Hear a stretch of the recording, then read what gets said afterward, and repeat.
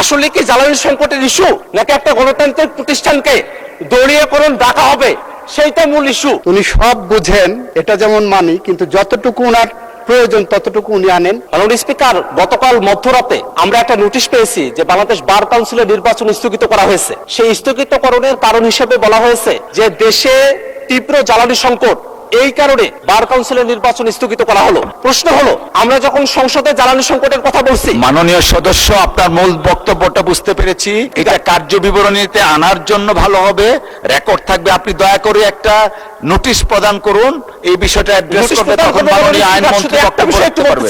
সরকার দলের তরফ থেকে জ্বালানি সংকট নিয়ে এই কথা বলা হয়, আবার সরকারি যে একটা প্রতিষ্ঠান তারা নির্বাচন স্থগিত করছে জ্বালানি সংকটের কথা বলে।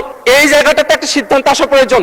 আসলে কি জ্বালানি সংকটের ইস্যু নাকি একটা গণতান্ত্রিক প্রতিষ্ঠানকে দলীয়করণ ডাকা হবে সেইটা মূল ইস্যু? এই দুটো বিষয়ে একটা সিদ্ধান্ত আসা প্রয়োজন। মাননীয় স্পিকার, আমরা নোটিশ নিয়ে আসবো, কিন্তু যেহেতু আজকে জ্বালানি মন্ত্রী উপস্থিত আছেন, আইনমন্ত্রী উপস্থিত আছেন, আপনি চাইলে তাদের থেকে এই বিষয়ে একটা সুরাহা, একটা তাদের বিবৃতি আপনি তাদেরকে দেওয়ার জন্য আপনি আহ্বান করতে পারেন মাননীয় স্পিকার।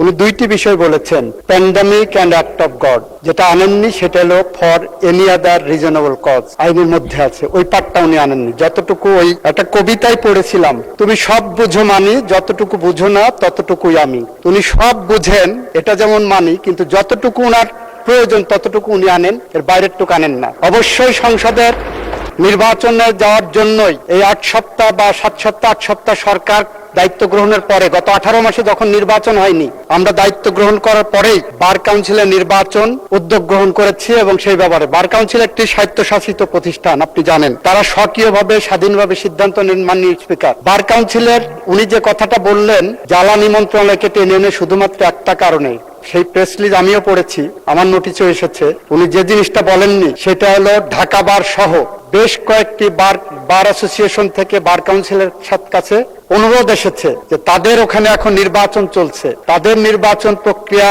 সমুন্নত রাখার জন্য, এইটাকে নির্ঝঞ্ঝাট রাখার জন্য, ওই বার অ্যাসোসিয়েশন গুলোর নির্বাচনকে নির্ঝঞ্ঝাট রাখার জন্য, নির্বাচনটা পিছানোর জন্য বলেছেন। এবং বার কাউন্সিল একটি সংবিধিবদ্ধ সংস্থা হিসাবে বিভিন্ন বার অ্যাসোসিয়েশনের সেই অনুরোধটাও রক্ষা করেছেন। ফলে এই পার্টটা কিন্তু উনি বলেননি। আইনজীবীদের দাবি ছিল বিভিন্ন বার অ্যাসোসিয়েশন, ঢাকা বার হলো এশিয়ার মধ্যে সবচেয়ে বৃহত্তর বার, যেখানে 22,000-এর উপরে লয়া আছে। সেই বারের নির্বাচন সামনে, 29 তারিখে সেই বারের নির্বাচন, সেই নির্বাচন প্রক্রিয়াকে সামনে রেখে সেই অ্যাসোসিয়েশনের পক্ষ থেকে যে অনুরোধ এসেছে বার কাউন্সিল, সেই কারণে সেখানে আমরা কোনো হস্তক্ষেপ করিনি। আমরা চাই বার কাউন্সিল স্বাধীনভাবে সিদ্ধান্ত নিয়ে তারা ব্যবস্থা গ্রহণ করবে।